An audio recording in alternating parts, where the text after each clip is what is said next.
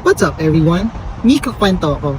Itong share ko is probably a gratitude na nararamdaman ko sa asawa ko. Kasi I'm so lucky na may asawa akong katulad niya. Shout out Angela Feliz. Kasi meron parating mga pagkakataon. Pag lalabas kami sa bahay, siya yung mag-i-insist na magdadrive.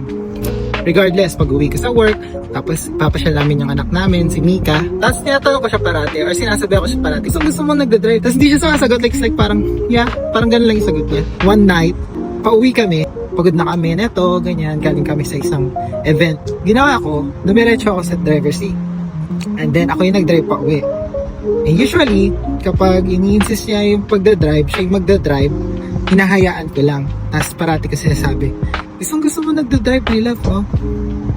Pero that night, na ako yung nag-drive, iba yung approach ko sa kanya. Sabi ko sa kanya, tinanong ko siya, my love, ba't gusto mo nagdadrive? Tapos yung tono ng response niya, parang nagtatampo. Tapos sabi niya, see, hindi mo nga alam yung dahilan ba't gusto ko nagdadrive kapag kasama ka. Pero, at the back of my mind, alam ko naman yung dahilan. Kasi niya, inaalala niya ako kung pagod ako. It's just, gusto ko lang marinig sa kanya from her, like verbally, yung napaka-sweet na concern niya, kaya ayaw niya ako pag-drive-in. I'm just so blessed at papasalamat ako parati kay God that binigyan niya ako ng isang asawang napaka-thoughtful. Okay lang, share ko lang. Yun yung kanta ko. Anyways, bye.